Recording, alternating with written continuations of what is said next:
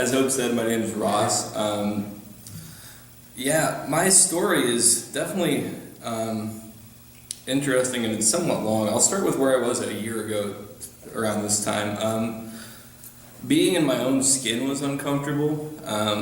Being around anybody was uncomfortable. The thought of doing something like this would terrify the crap out of me, pardon my language.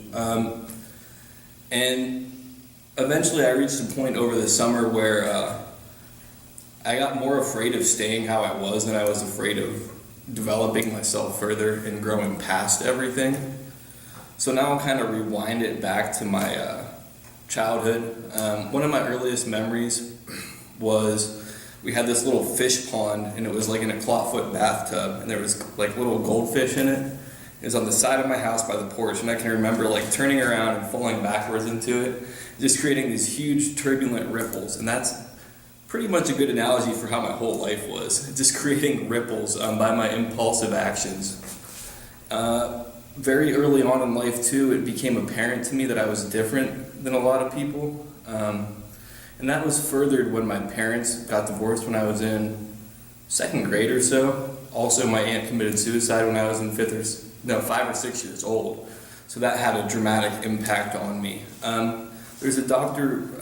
Gabor Mate, who talks about how all mental illness and stuff like that, this is his belief, is caused by childhood trauma in some way, and it's not necessarily directly traumatic events, but he defines trauma as things that should have happened that didn't, or things that shouldn't have happened that did. And since everybody's different, those defining moments can be quite different. But in his studies, anybody that has mental illness has had some kind of severe impact in their childhood that kind of furthered those things.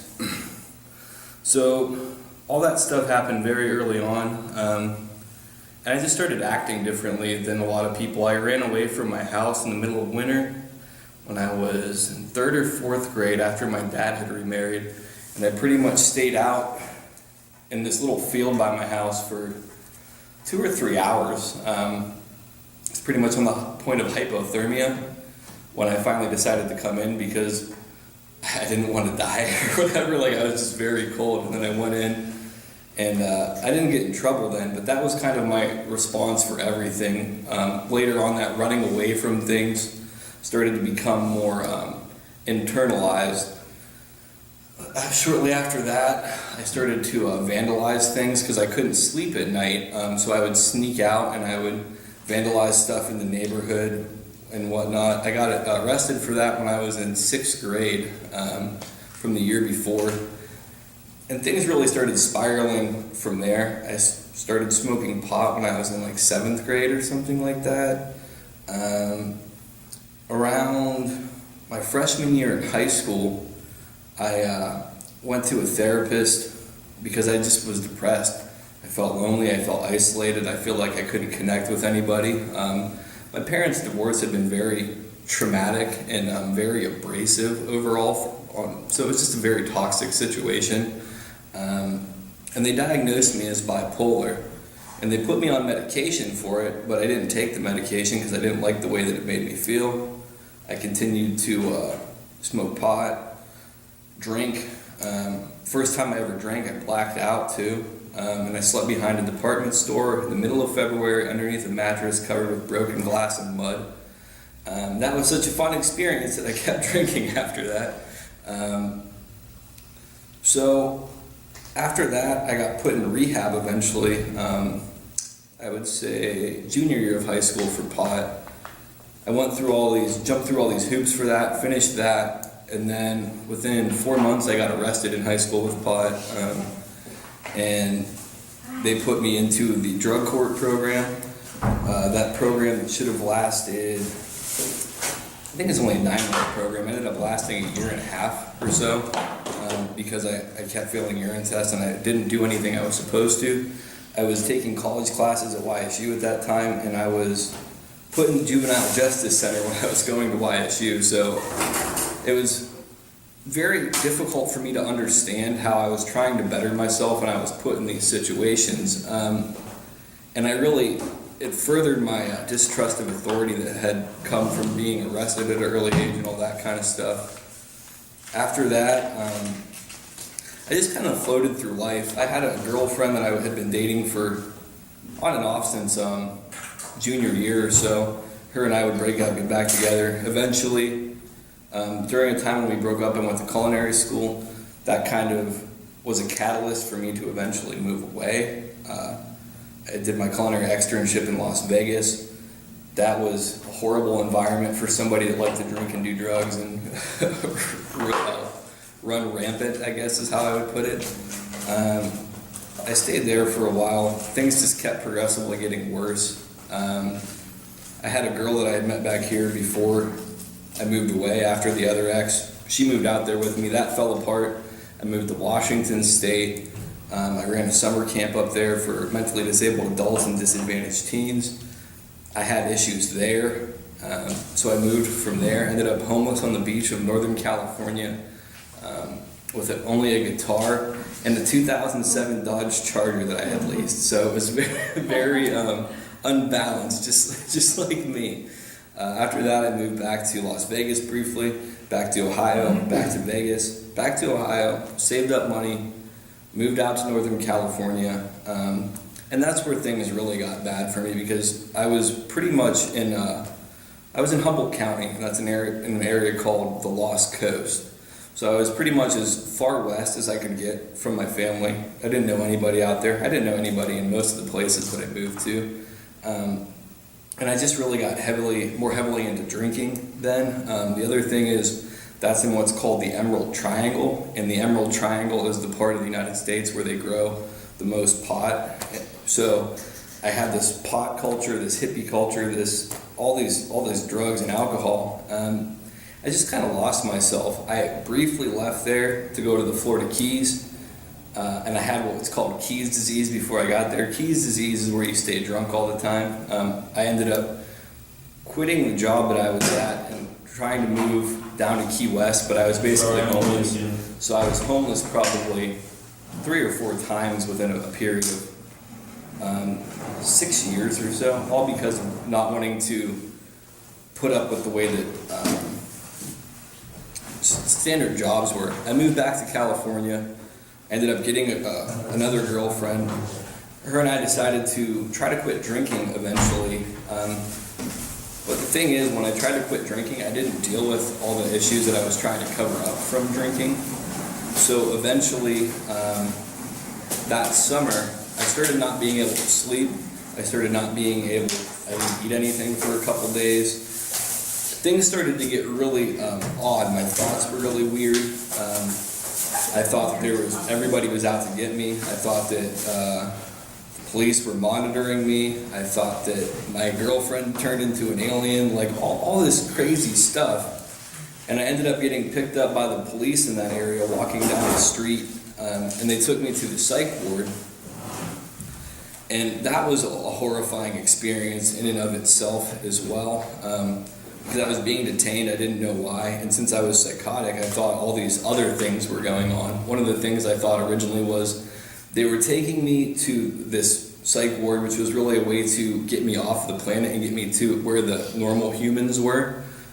Because I couldn't understand how people could act the way that they do towards other people. Eventually, they again diagnosed me with bipolar 1 this time, and they gave me medication. I was on that for a while. I ended up moving back home because I lost my job, lost a girlfriend, lost contact with all my friends.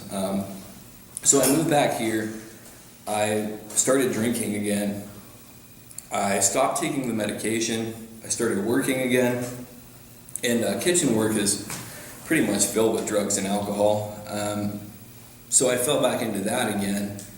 And within a year or so, I ended up having another psychotic break. This one lasted for about a year or so of just in and out of psychosis, progressively stranger and stranger thoughts.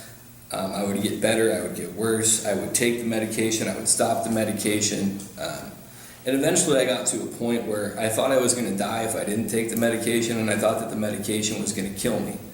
So I decided to try what I hadn't tried before, which is stick with the medication. And for a while the dose was too high. I couldn't do anything. I was depressed. It took probably about a year or so to balance out. I lost contact with all my friends again because nobody could really understand me. And that was a reoccurring thread throughout my whole life is nobody understood me. Everybody wanted me to understand them. Nobody wanted to try to see things from my perspective or get to know how I felt about things. I was always wrong in a lot of situations. Eventually, I started to feel better. I met a woman locally. Her and I became friends, and she was the first person like I really connected with, and who actually listened to my story and kind of was empathetic rather than sympathetic. And there's a substantial difference between sympathy and empathy. Sympathy kind of looks down on people. In empathy, you're sitting there with the people, like I've been there, I've been through that, I can understand that. Or if you haven't been through it, you can still kind of see things through their eyes, I guess. So her and I hung out for a while, fell out of contact, I went back to work, things just kind of got bad again. And this brings us up to around this time last year. I really started wanting to make a difference, but I didn't know how to. I wasn't really drinking, but I was smoking pot almost every day. And then at some point over the summer, my friend that I had talked to the previous year, her and I reconnected, and she made me want to better myself because she had been through some similar things, not to the same extent, but she had been doing well. And eventually I started to realize how I acted towards people without alcohol, specifically women, because I had burned a lot of bridges with women and had done a lot of damage to them when I was out acting how I had. Eventually her and I kind of fell out of contact yet again, and around that time I decided that I needed to get into recovery. Also during the summer I started to go to NAMI meetings and stuff like that and kind of got affiliated with that. Started to do some volunteer work around the same time that I started recovery from drugs, alcohol being one of them. And then shortly after that, my life really changed dramatically once I put down the weed and I stopped the drinking and I got a support group. That was the thing that made all the difference, was having a group of people that could identify me, that could understand some of what I've been through. And being able to do service work for people as well, that built up my self-esteem a lot because I felt like I was such a piece of crap. I didn't feel good about myself at all. So around that time, Hope had opportunities for me to start speaking. I was terrified to talk to the police about my experiences with them, my experiences with psychosis, my experiences with drugs and alcohol. It was really terrifying, but one of the things that's important for me is helping other people realize that I'm a person before I'm a disease. I'm still me. At one of the speeches that Hope and I went to, somebody had shared something, and this person basically only saw the person that they were talking about as a disease, not a person, and it was so infuriating to me. But I'm grateful that I've had a supportive family. I've had the support of Hope. She's got me involved in things that have benefited me. I've been very fortunate. I've also, the things that have really helped me progress through things would be I meditate, I do yoga, I exercise, I eat healthily, or let me rephrase that, I eat as well as I can. And a recovery program too, because a 12-step program, regardless of what it is, I can't say which one I'm specifically involved in because they have a principle of anonymity. That way people don't identify that program with me as a representative or whatever. But those things were so crucial to me, and just building myself back up and having the ability and the support and the love and the space to take things on my own and kind of rebuild myself, because people had tried to help me before, and you can help people to an extent, but you have to, for me, I had to have people help me help myself by kind of not helping me somewhat, because I had always had so much help that it kind of diminished my own belief in myself. Yeah, my life, I just recently, I was taken off my medication because the doctor said that I'm an ideal patient because I've put forth the effort to come off of that medication. I just celebrated 7 months free of drugs and alcohol. I think I have 221 days today. Thank you. I stay active in my recovery. I stay active in the 12-step program that I'm in. I write, I do a podcast. I stay busy and I use my creative talents. That's the other thing too. Creativity has been something that's so crucial for me as well. Being able to paint, do those things. And I had such low self-esteem about that stuff. And it's not a matter of being good at it. It's a matter of just doing it, I guess. And I really recommend that to anybody in those situations. I just want to say that I really appreciate seeing people coming here to these things, to the people that they support and that they want to help and they want to understand better. That's a very beautiful thing. So you guys should really pat yourselves on the back for it and realize how much that's appreciated by people in these situations, even if the people that you're here to support might not understand it yet, or they don't really express it. That's a very big part, is trying to understand how you can help them or what you can do, and also how you can help each other in developing that support network. That's really all I have to say. If anybody has any questions or anything, I don't mind answering. I think you are amazing. Yes. Thank So you. You so much, and you speak so articulately about everything you've been through, and you should be really proud of yourself. Thank you. I really am. You're what I want my son to be and do, to live that life and give up those things that aren't helping you, they're hindering you. Mm-hmm.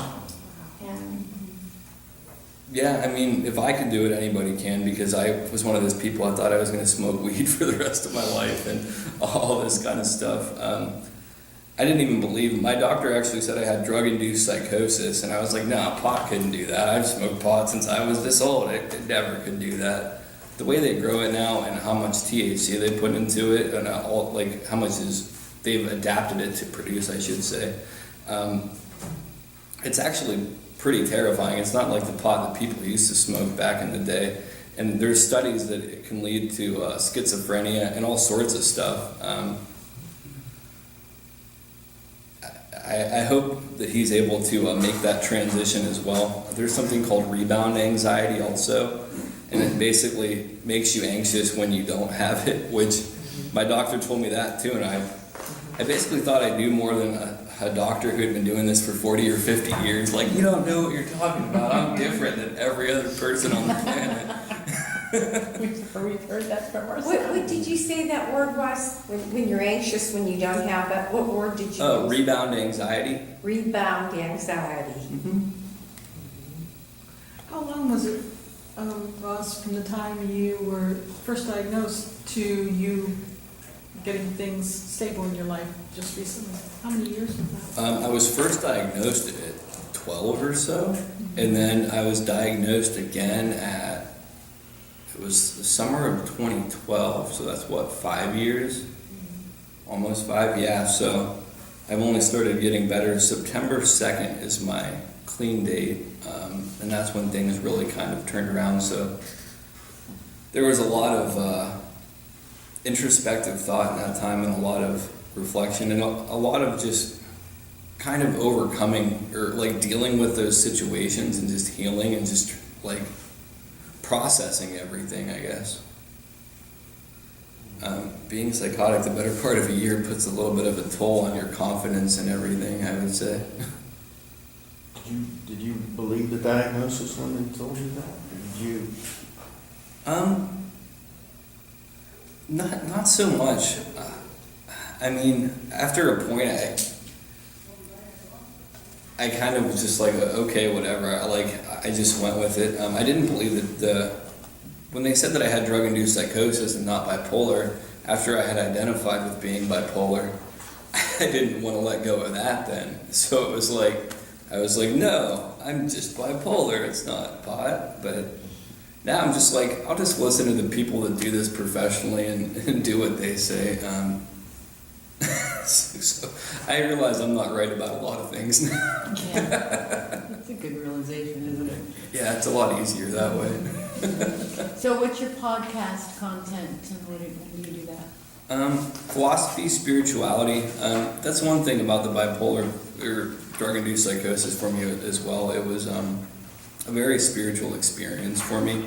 I also talk about addiction and mental health somewhat as well.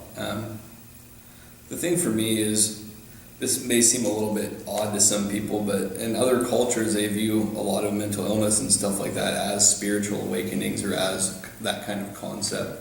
And I think that it's kind of a mixture of both, if that makes sense, where it's not inherently one or the other. But I just talk about different things. The episode I did yesterday was about culture not being a friend or an enemy. It's just kind of what you perceive it to be. So, just stuff that I like to talk about. That way I don't make the people around me's ears bleed out when I talk about all sorts of things. What was your family's role in all of this? How can we best help our son? I would say just be supportive. Listen, I guess if you don't, or like try to see his perspective of the situation. Maybe encourage him, but not push him to do different things. Maybe also get him to experience new things. For me, there was nothing anybody else could really do. It was just a matter of me getting sick of progressing the way that I did, and just having the space, the support, the love, and the understanding to move forward. Like, I'm so fortunate to have the mom that I do, because she really just kind of let me heal and piece my brain back together, and didn't really judge me or vilify me. And I would also say maybe sometimes let them make mistakes and deal with them on their own somewhat, because that's one thing that I don't blame anybody for helping me out of some of the situations I put myself in, but I always kind of got the rope ladder escape when sometimes I should have had to deal with the consequences of some of the stuff that I put myself into.